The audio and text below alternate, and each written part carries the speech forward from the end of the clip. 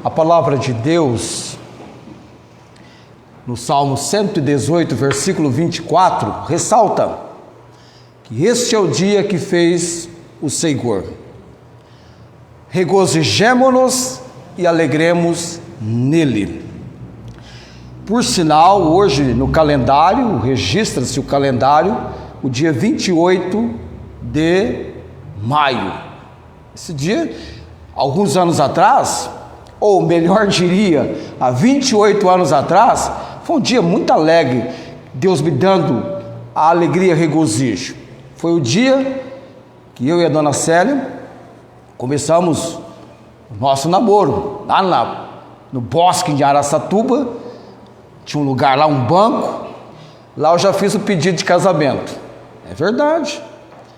Ali falei, daqui a um ano nós estaremos casando, e pela graça de Deus, faltando 3 dias para um ano, até porque no ano seguinte, no sábado, chegando próximo ao dia 28, foi 25, daí então, no dia 25, estávamos selando, confirmando o enlace matrimonial, e já são 27 anos que ela está, pela graça, misericórdia de Deus e muito amor, senão não dá para suportar, não é? Suportar em amor. Não sei porque as pessoas têm a tendência a dizer, vai melhorar e tal. Se atinge até uma fase, mas depois vem processo de envelhecimento, e aí ela diz assim, puxa, mas como você está difícil, não é? E aí, para engrossar mais o caldo, as filhas dizem assim, poxa mãe, como você aguenta, né? São 27 anos. Mas família é projeto de Deus, bênção de Deus, e Deus tem dado graça, amém? Por isso, amém? A Bíblia diz que todos os dias do aflito são maus, mas de coração alegre tem um banquete contínuo. Deus entende que nós precisamos de alegria. Vivemos momentos de tristeza, sim, mas temos no Senhor uma maior quantidade, evidentemente, de alegria. Podemos nos alegrar no Deus bendito, e cada dia é o dia que Ele está nos possibilitando isso. E a Bíblia diz também que o coração alegre aformoseia o rosto, deixa o rosto mais belo, mais bonito. Vamos então nesse momento para 1 aos Coríntios capítulo 13. Eu estou pregando já faz algum tempo, introduzindo essa virtude, o amor, é uma virtude. Paulo apresentou no texto de 1 aos Coríntios capítulo 13, nós temos todo um capítulo falando sobre um caminho ainda mais excelente. O apóstolo Paulo, instruindo a igreja em Corinto, exortou-os a procurar com zelo o que? Os melhores dons. E ele diz, e eu, Paulo, vos mostrarei um caminho ainda mais excelente.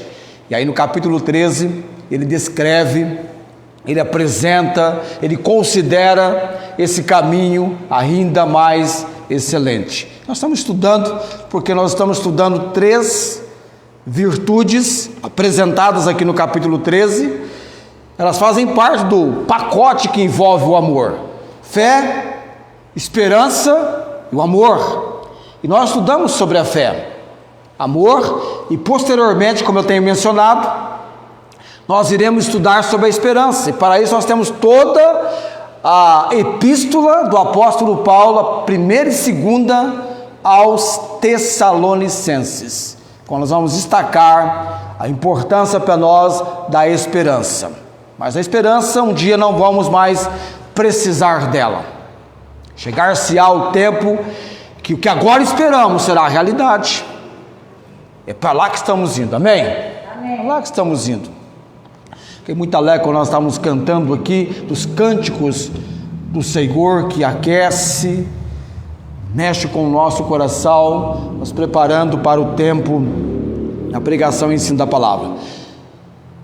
Somente aqueles que podem colocar-se em pé, que eu já vou ficar o tempo todo. Às vezes é mais fácil já estar em pé do que ficar em pé. É um processo.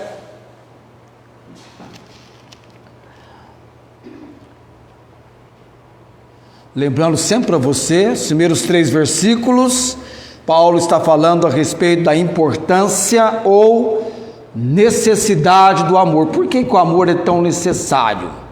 Por que o amor é tão importante?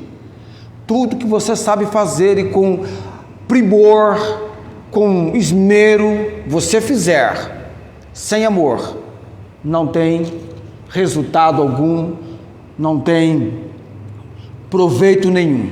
É preciso, em tudo quanto entregue estivermos a fazer, que seja feito com amor. Ainda que eu falasse a língua dos homens e dos anjos e não tivesse amor, seria como metal que soa ou como sino que tine. A primeira consideração que Paulo menciona, de uma enorme importância. E ainda que tivesse o dom de profecia e conhecesse todos os mistérios e toda a ciência, que é mais profundo do que isso, ele vai. E ainda que tivesse toda a fé de maneira tal que transportasse os montes e não tivesse amor, nada seria. Mais profundo ainda ele vai agora. E ainda que distribuísse toda a minha fortuna para o sustento dos pobres, e ainda que entregasse o meu corpo para ser queimado, e não tivesse amor, nada disso me aproveitaria. Vamos agora a partir do versículo 4 até o versículo 8a, a natureza do amor. Aquilo que o amor é, aquilo que o amor não é. A natureza do amor com as suas características. O amor é sofredor, é benigno, o amor não é invejoso, o amor não trata com leviandade, não se ensoberbece, não se porta com indecência, não busca os seus interesses, não se irrita, não suspeita mal. Versículo 6. Não folga com a injustiça, mas folga com a verdade. Onde nós estamos estudando. Tudo sofre, tudo crê, tudo espera, tudo suporta. O amor nunca falha. Pois bem, sequência do versículo 8, a permanência do amor. Mas havendo profecias, serão aniquiladas. Havendo línguas, cessarão. Havendo ciência, desaparecerá. Porque em parte conhecemos, em parte profetizamos. Mas quando vier o que é perfeito, então o que o é em parte será aniquilado. Quando eu era menino, falava como menino, sentia como menino, discorria como menino. Mas logo que cheguei a ser homem, acabei com as coisas de menino. Porque agora vemos por espelho em enigma, mas então veremos face a face. Agora conheço em parte, mas então conhecerei como também sou conhecido. Agora, pois, permanecem a fé, a esperança e o amor, estes 3, mas o maior destes é o amor. Vamos orar nesse momento. Deus abençoe a leitura da sua palavra, cada vida, em cada coração, agora. Nosso Deus, Pai celestial, Deus que devemos adorar em espírito e em verdade, que sempre tenhamos em nossas vidas vindo para o culto, vindo para a reunião, de nos apresentarmos, que sejamos verdadeiros adoradores do Senhor, que o Santo Espírito, com liberdade, com livre curso, hoje à noite, trabalhando, agindo em nossos corações, em nossas vidas. Obrigado, Senhor, pela condição desse dia que o Senhor fez, da oportunidade de regozijarmos e nos alegrarmos no Senhor. Obrigado pela alegria que vem do Senhor para nossas vidas. Pai de todo poder, oramos pela mensagem, pela pregação, pela obra, pelo agir do Espírito, pela capacidade que vem do Senhor, pela convicção do Espírito Santo em todo o assunto, em toda a exposição, apresentação da palavra. Usa-me, capacita-me e fala conosco, Senhor. Oramos em nome de Jesus. Amém.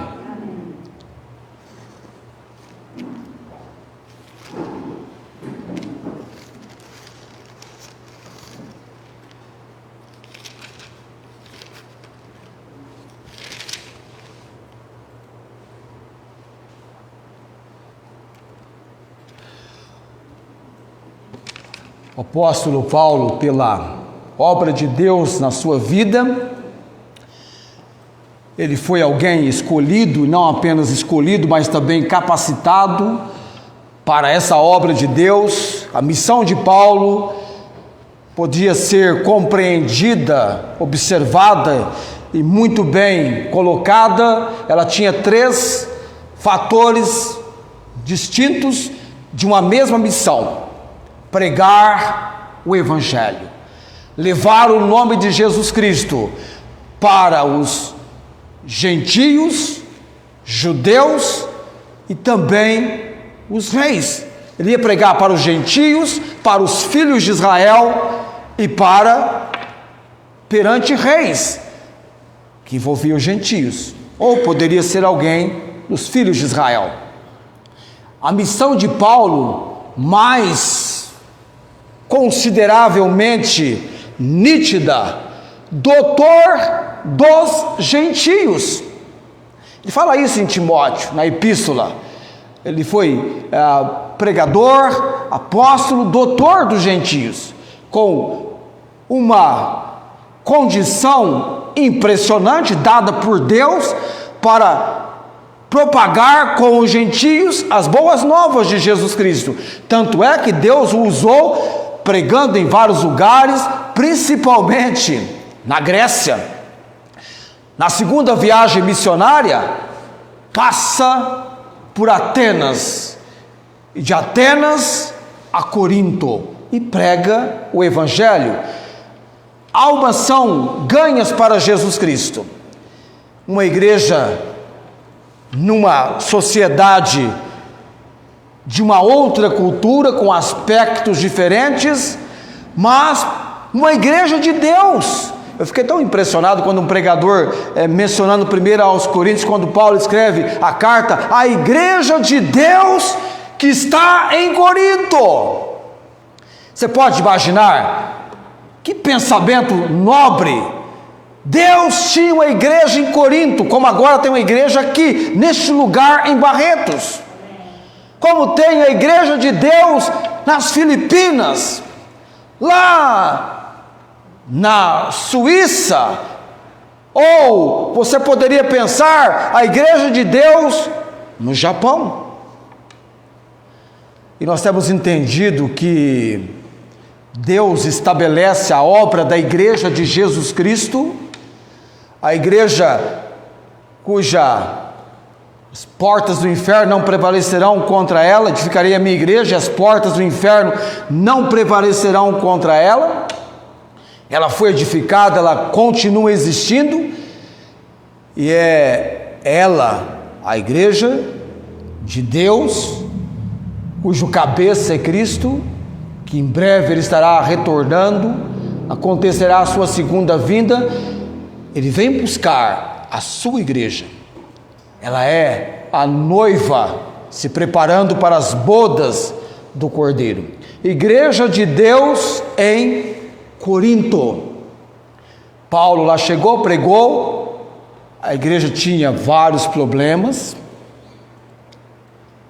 dissensões, brigas, indo para tribunais humanos, questão de injustiça. Paulo tratou com os problemas que eles tinham, escrevendo-lhes esta carta, inspirada pelo Espírito Santo. Chegou até eles. Eles não tinham, como nós temos hoje, a Bíblia completa, Evidentemente, com toda certeza, eles estudaram, leram, meditaram. A carta é um conteúdo absolutamente vital, importante.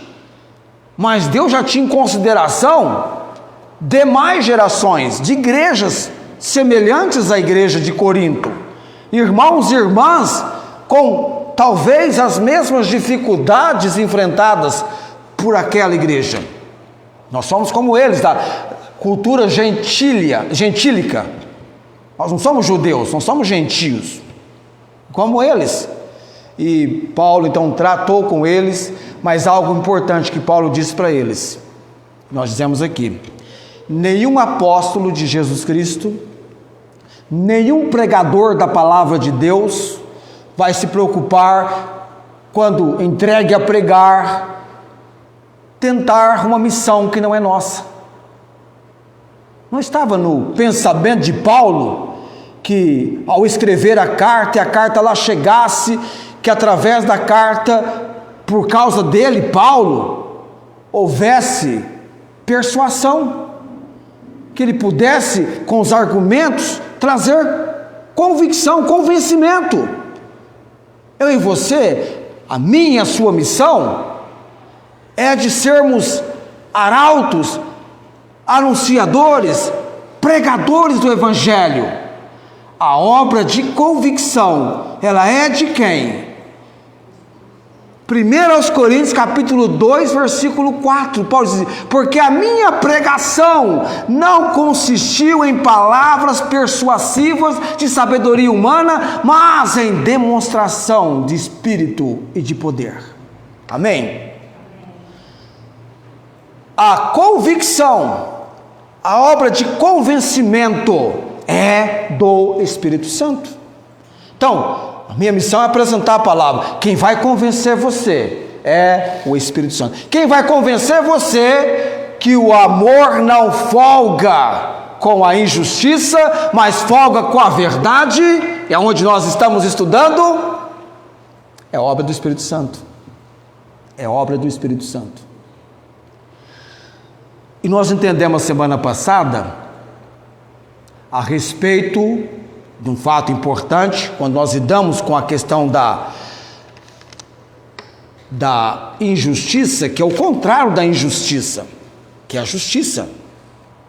Tanto é que eu pus: o amor é justo e se alegra com a verdade. Eu mostrei para você semana passada que a palavra folgar, ela aparece 2 vezes na Bíblia, nós mencionamos sobre isso. Numa vez que ela aparece, tem um sentido de descanso, e na outra, o sentido de se alegrar, o sentido de se regozijar. E no texto de 1 Coríntios 13, 6, é no sentido de se alegrar. O amor não se alegra com a injustiça, mas se alegra com a verdade. Ele tem um posicionamento. Porque o amor, nós entendemos também, ele é um atributo de Deus, um atributo comunicável de Deus, aquele atributo que Deus tem e nós também temos. Eu mencionei os atributos incomunicáveis de Deus, aqueles que só Deus tem, que é a onipotência, todo poder, onisciência, todo conhecimento, e onipresença, estar presente em todos os lugares ao mesmo tempo. Esse é um atributo, esses 3 são atributos incomunicáveis de Deus. Mas a questão do amor, a questão da justiça, o amor é um atributo de Deus, a justiça também, mas também é uma característica que deve ser pautada, preservada, desejada pelo povo de Deus. Eu e você, tenho certeza que nós apreciamos a justiça, que a balança, esteja bem equilibradinha, que haja justiça. E a Bíblia diz que Deus é um juiz justo, um Deus que se ira todos os dias. Deus é justo, justo é o Senhor, digno de todo louvor. Deus é justo. E eu li com você Romanos capítulo 3, que mostra a condição em que pessoas estão, ou nós estávamos sem o conhecimento de Cristo como Salvador? A questão do pecado. O pecado colocou o ser humano numa situação em que ninguém busca, aliás, a Deus. Ninguém faz o bem. Não há quem entenda. Nós mostramos isso em Romanos capítulo 3. A garganta, do pecador é como um sepulcro aberto.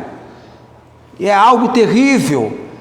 Debaixo dessa ação do pecado na natureza humana, é algo triste, lamentável, deplorável.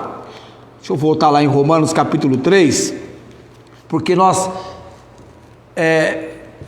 eu cheguei ao ponto da mensagem na semana passada, desencadeando um pensamento para continuarmos nesta mensagem. Romanos capítulo 3, nós vamos retornar à pergunta e vamos então considerar a resposta para essa pergunta muito importante, sendo Deus um juiz justo. E a pergunta é a seguinte: a Bíblia declara em Romanos 3, capítulo 3, versículo 19: ora, nós sabemos que tudo o que a lei diz, aos que estão debaixo da lei o diz, para que toda boca esteja fechada e todo mundo seja condenável diante de Deus. Então todos estão debaixo da condenação. Por isso nenhuma carne será justificada diante dele pelas obras da lei. Nenhuma carne. Por que nenhuma carne será justificada diante dele pelas obras da lei? O mesmo texto responde: porque pela lei vem o conhecimento do quê? Pecado. A lei foi dada com o objetivo de que se estabeleça o conhecimento do pecado. A partir do momento que houver uma inversão nessa avenida aqui, a Câmara Municipal votaram uma lei que não mais o sentido da Avenida 11 será este, e sim este. Quem for encontrado neste sentido estará transgredindo a lei, não é isso? Passivo de punição, porque é uma lei.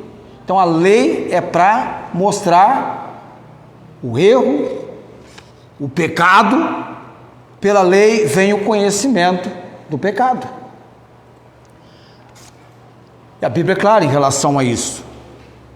E aí nós tínhamos uma pergunta: porque se Deus, Ele é justo, e como Ele pode justificar o pecador, oferecendo o seu perdão?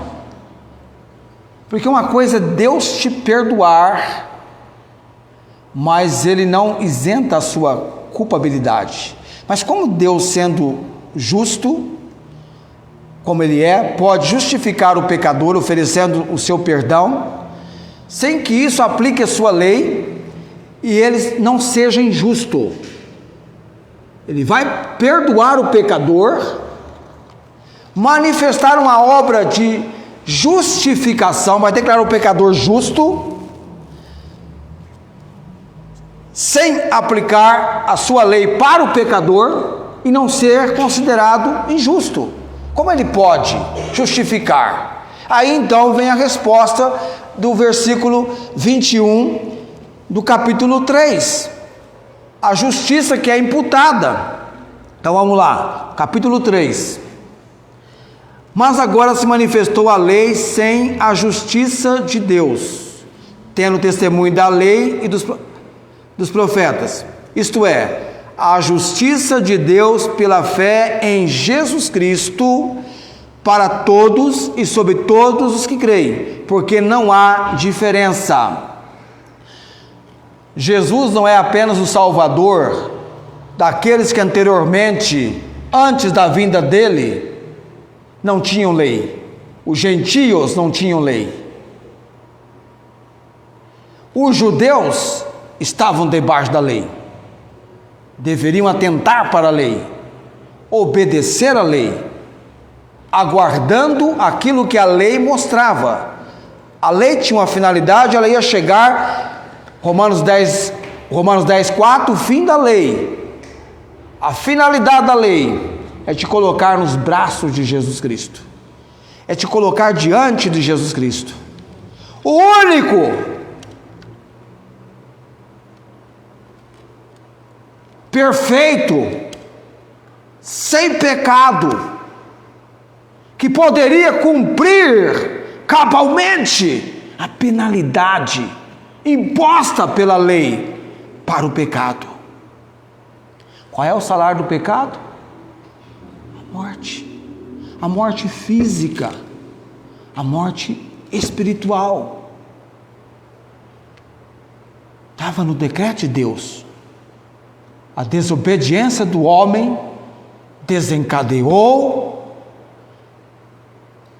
deu origem ao pecado. O pecado entrou no mundo, como por um homem entrou o pecado no mundo, Adão, e pelo pecado a morte. Nós somos descendentes de Adão, sob nós também a mesma condição. Porque todos pecaram e destituídos estão da glória de Deus. Romanos 3:23. Sendo justificados gratuitamente pela sua graça, pela redenção que há em Cristo Jesus. A questão do ser humano, a condição que ele estava,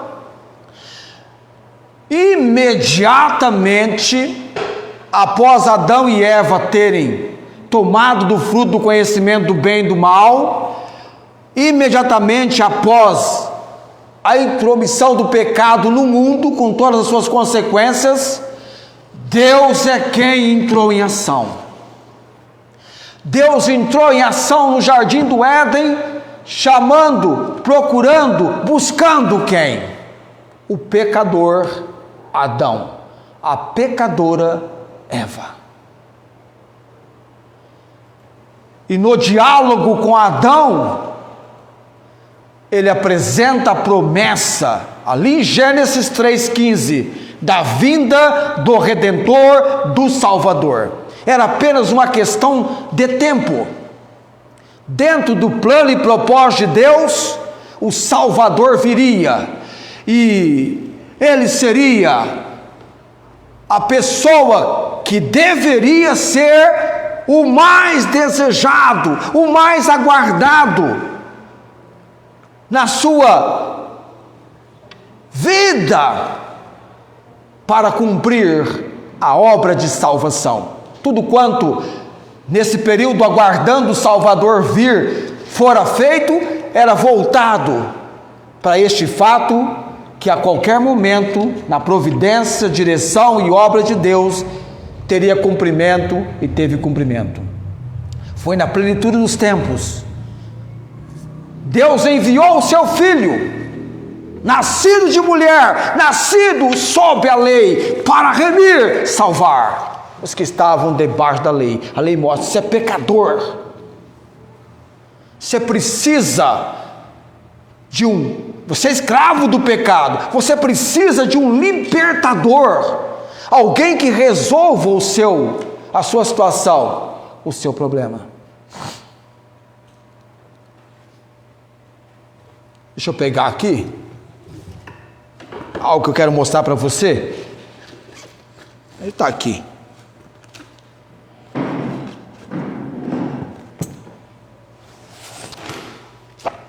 O Ernesto foi em casa sábado, ele apareceu com este livro aqui, George Muller. Eu mencionei um testemunho do George Muller, aquele orfanato que ele tomava conta, aquele homem que dependia de Deus, orava, Deus respondia às suas orações, exercitava uma fé inabalável.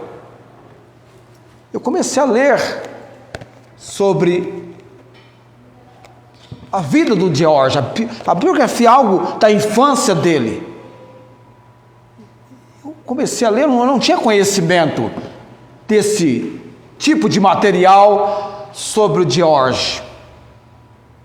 Que tremendo pecador era esse George quando era adolescente, jovem. Que tremendo pecador. Ele cometia as coisas erradas. Sabe aquela coisa, sabe aquele fato quando você faz uma coisa errada, o seu pai te disciplina, você apanha, a chibatada dói, e você diz assim: eu nunca mais vou fazer isso. Já teve essa perspectiva, este desafio apresentado para você? Eu nunca mais vou fazer isso. Eu me lembro uma vez na escola, quando a diretora, por alguma coisa que eu tinha falado ou feito, ela falou assim: amanhã você não entra sem que aqui venha um responsável. Eu já gelei de cima embaixo. Se um responsável da minha casa vier aqui atender essa solicitação da diretora, eu vou apanhar. Eu tinha certeza disso. Eu gelei de cima embaixo e silenciei o meu ser. Silenciei. Cheguei em casa, abatido, triste. Eu dizia para mim mesmo: se eu escapar dessa, nunca mais. Outro dia cheguei na escola, eu não sei, uma amnésia nos alunos. Quando a diretora apareceu na porta para conversar com a professora, eu queria que ela visse todos menos eu. Ela olhou assim, entenda, um ano antes da minha conversão, tá? Eu estava perdido, 2 vezes perdido, naquela situação na minha vida espiritual. Depois, mais tarde, eu descobri tanta coisa na mente de uma pessoa, ela esqueceu.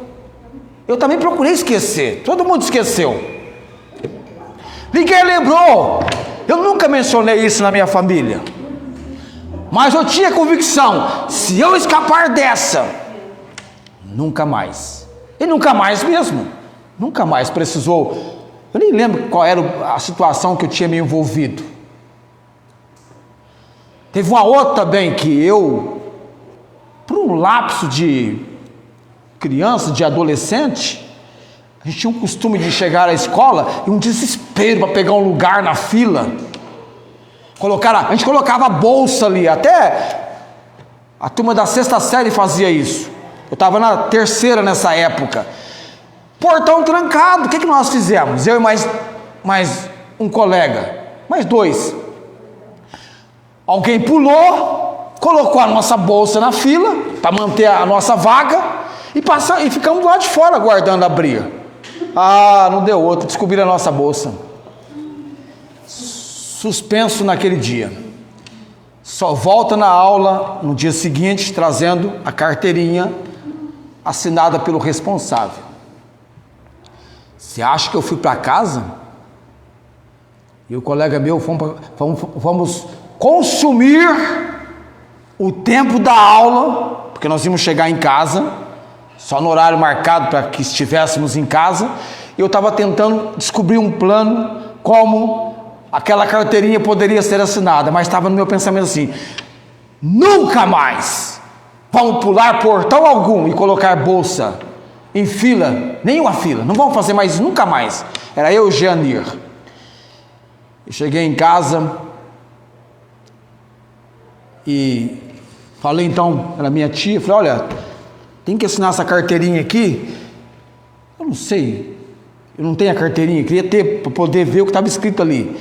Ela pegou, assinou, e eu levei para a escola outro dia, tudo bem, tá.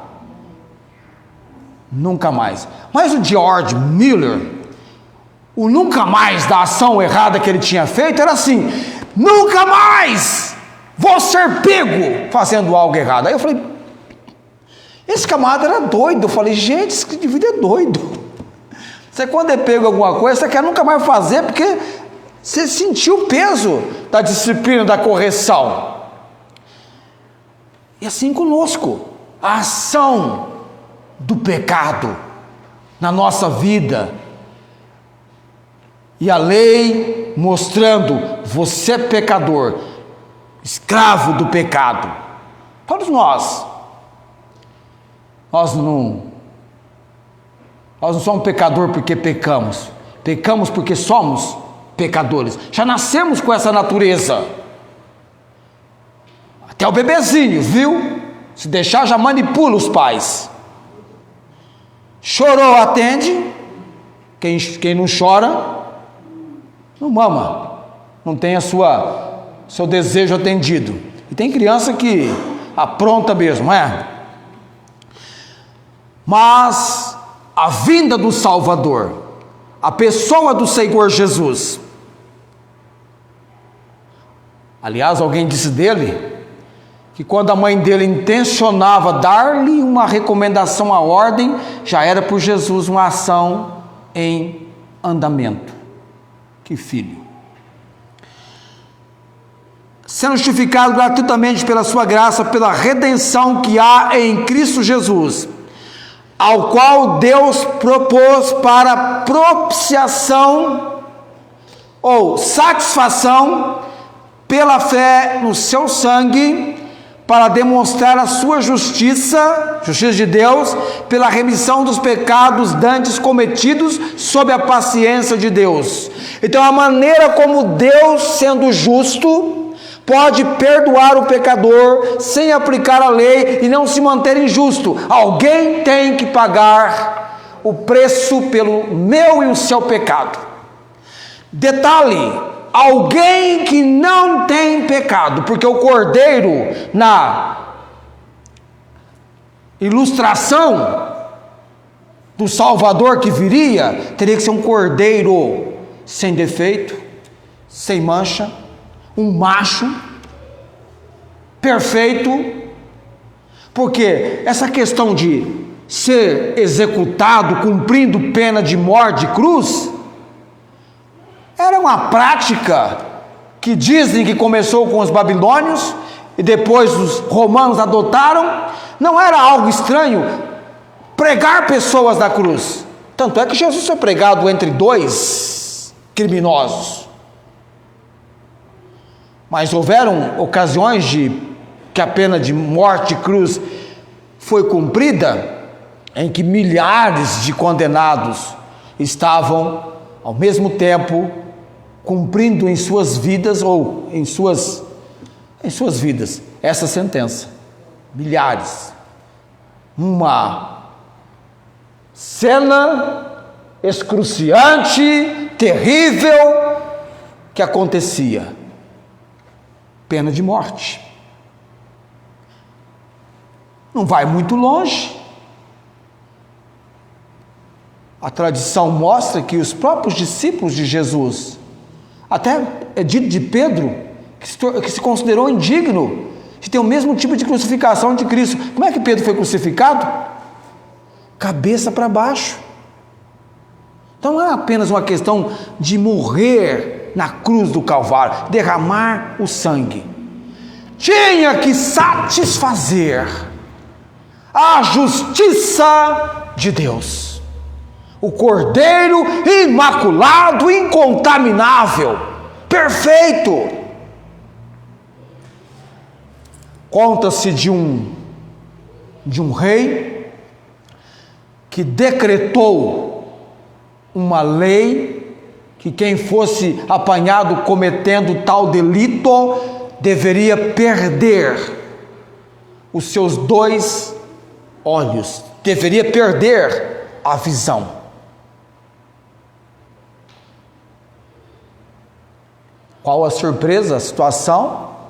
O próprio filho do rei foi apanhado em delito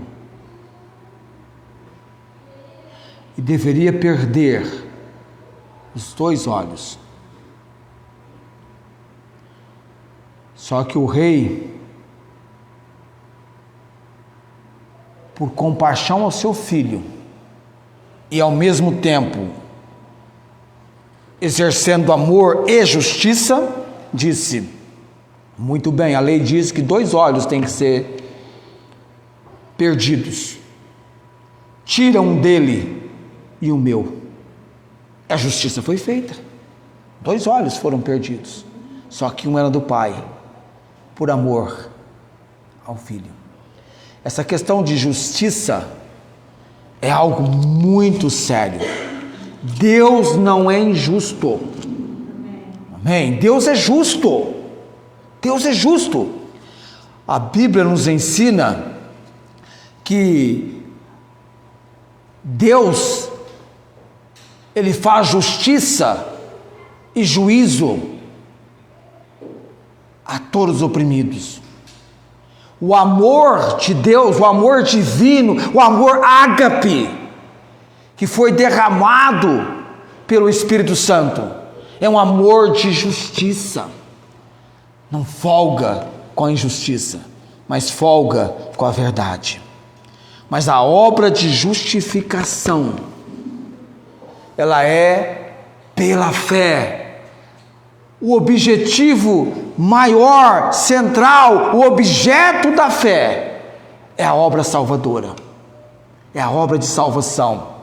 É a pessoa confiar em Jesus Cristo como seu único e todo suficiente Salvador, e a convicção para que a pessoa apresente assim é do Espírito Santo. Não é assim que você e eu lemos em Romanos 10, 9 e 10, a saber, se com a tua boca confessares ao Senhor Jesus, e em teu coração creres que Deus o ressuscitou dentre os mortos, será, não é talvez não, será salvo. Visto que com o coração se crê para, diga alguém, justiça, e com a boca se faz confissão para a salvação. A palavra justiça, ela tem curso, tem ação pela Bíblia. Tanto é que vai dizer aqui no capítulo 4, sobre Abraão: ora, aquele que não pratica, mas crê naquele que justifica o ímpio, a sua fé lhe é imputada como justiça. Não é por obras. A Bíblia nos ensina que quem muito é perdoado, muito ama, mas a condição é a mesma, pecadores. Pecadores. Jesus Cristo não veio buscar os sãos. Tem gente que trabalha em um hospital e está trabalhando no lugar errado. Não vai ninguém lá que está bem. Pessoas chegam, alguns chegam quase morrendo e alguns chegam já morrendo. Pessoas doentes, pessoas que estão padecendo de uma enfermidade ou um tipo ou de outro, para serem atendidas. Os sãos não necessitam de médico, mas os doentes.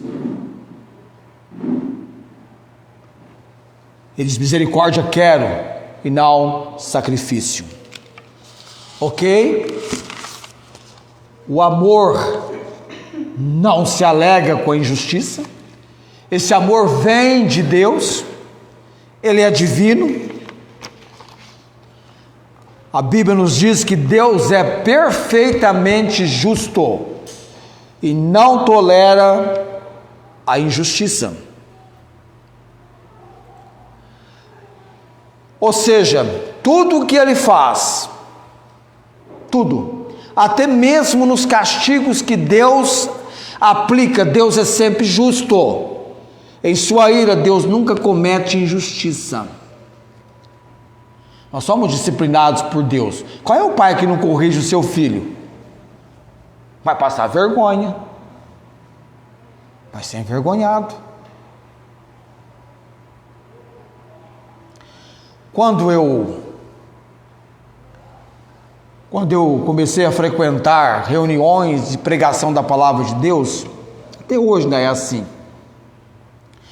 por causa de uma conduta que nós tínhamos em casa, quando meu pai recebia visita, principalmente à noite,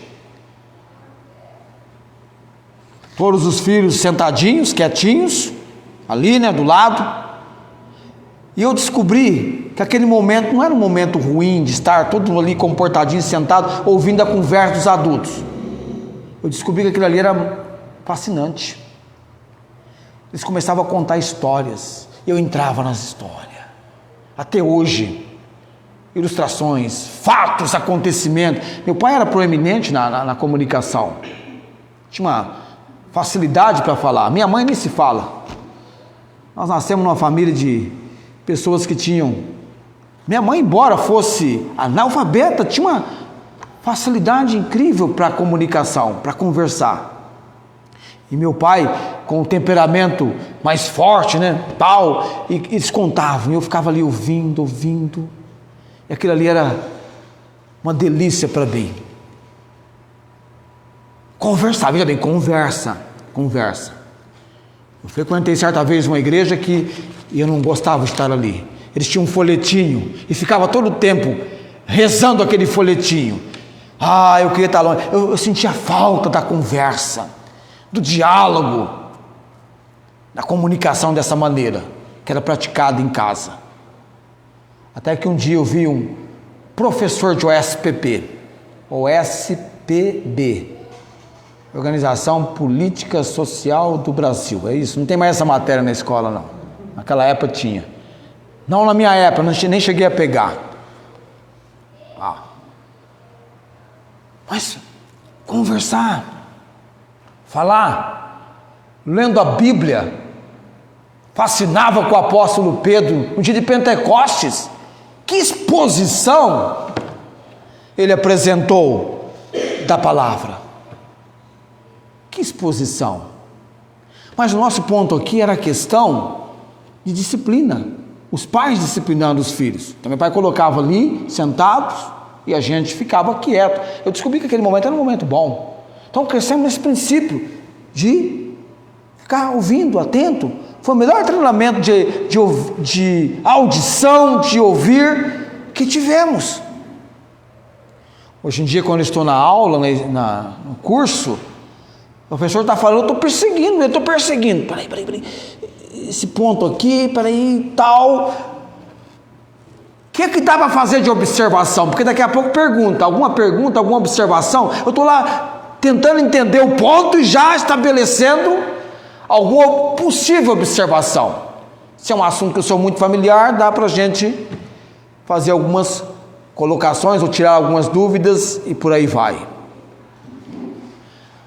Deus disciplina. A Bíblia diz que Ele castiga, açoita e castiga a qualquer que recebe por filho. Mas o ímpio também recebe a punição de Deus. O castigo vem sobre eles. Mas Deus dá oportunidade para que haja arrependimento, no sentido do ímpio, do pecador, sem Jesus. Quem comete pecado, comete injustiça, porque acontece aí a quebra das regras, ou as regras justas de Deus. Há uma quebra. Então você cometeu pecado, você cometeu injustiça. Quando eu e você pecamos, nós cometemos injustiça. E o pecado merece o quê? Castigo, punição. No entanto, Deus, em sua justiça, também manifesta a sua misericórdia. Ele é misericordioso, Ele oferece uma segunda oportunidade a todo aquele que se arrepende. Por isso que todo dia eu e você, se confessarmos os nossos pecados, 1 João 1,9, Ele é fiel e justo para nos perdoar os pecados e nos purificar de toda injustiça. Porque nós cometemos injustiça. E pensando sobre isso, eu falei, gente, quanta injustiça eu já cometi, hein? Quantas injustiças. E o pecado, como diz Davi, contra ti somente pequei. Pecamos contra Deus, cometemos injustiça contra Deus. Então, quem se converte, começa um novo compromisso com Deus e com a justiça de Deus. E a semana que vem, nós vamos entender, a partir desse momento agora, que quem ama não quer cometer injustiça. O alvo de quem ama é não cometer injustiça, porque o verdadeiro amor tem compromisso com o quê? Com a justiça e com a verdade. O verdadeiro amor tem compromisso com a justiça e com a verdade. Por isso que o rapaz, a moça, a Esther vai casar agora. Então o que acontece? Se existe amor divino, se existe amor ágape, qual vai ser o compromisso do Rafael para com a Esther? Com a justiça e com a verdade.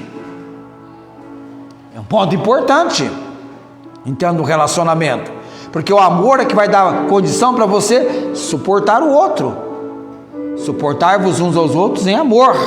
Essa essa consideração que temos. Quanto menos você conhece uma pessoa, mais você admira.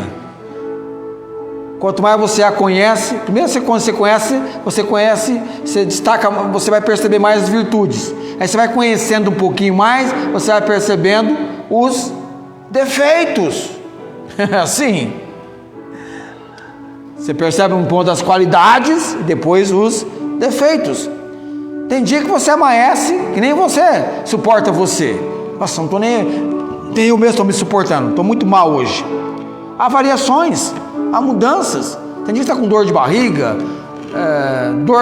como o Felipe falou hoje de manhã, dor na alma, está com dor de cabeça, por uma razão tal você está nervoso, ou tomou um remédio que provocou irritabilidade, ou então aconteceu algo tão ruim, tão triste, tão deplorável, que acabou com o seu dia, até você recompor demora, não é assim?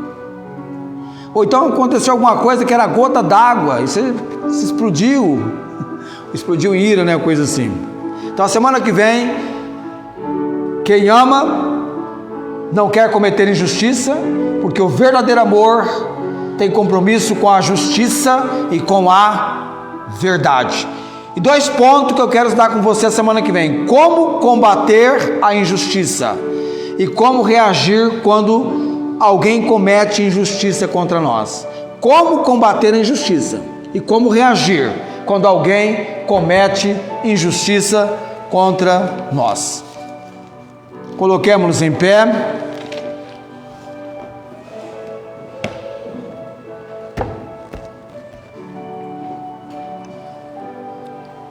Algumas igrejas por aí com um copinho d'água desse aqui realizam um batismo, não tem? Tem igreja que um copinho desse d'água faz um batismo.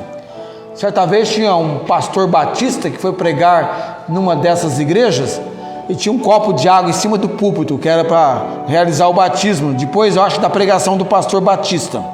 E o pastor batista pensou que a água era para beber.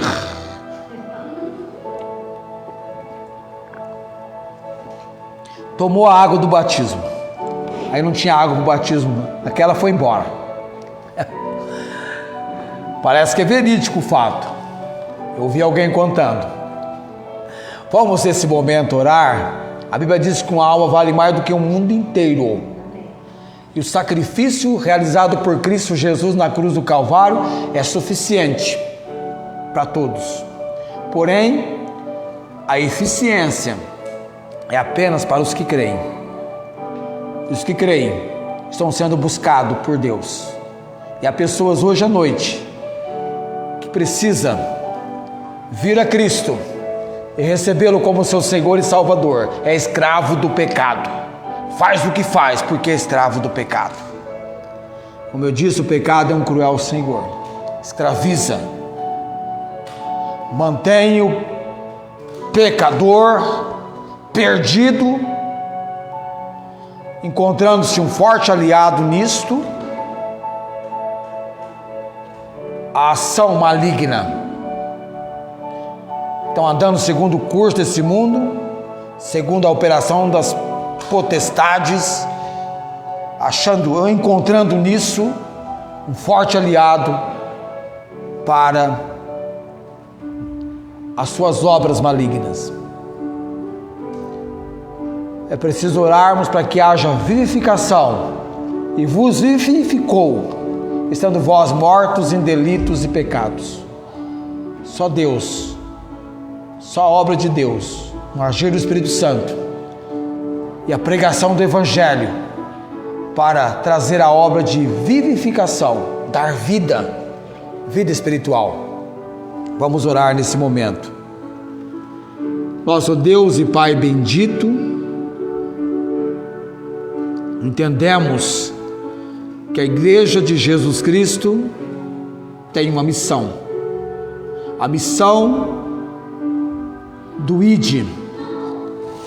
A missão de alcançar pessoas ao conhecimento de Jesus Cristo, como aquele em quem a obra de justiça do Senhor no tocante a cada pecador foi realizada.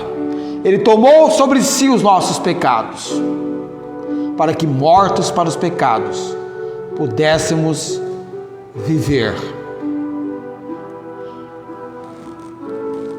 Pai de todo poder e autoridade, oramos por almas salvas.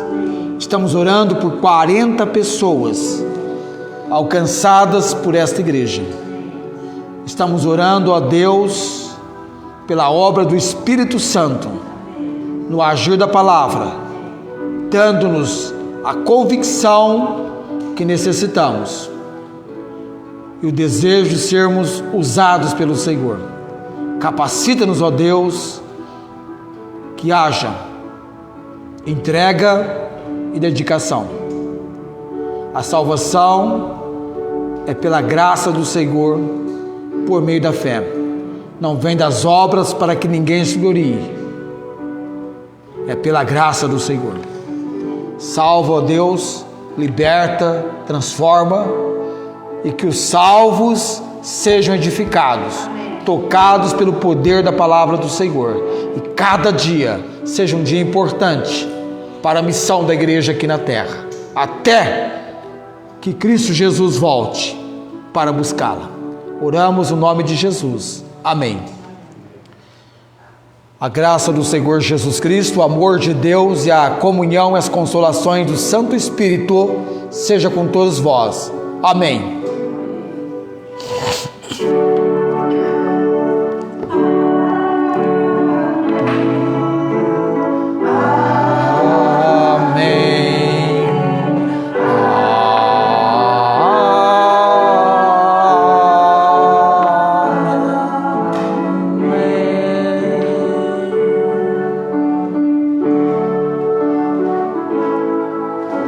Amém. Deus abençoe a todos.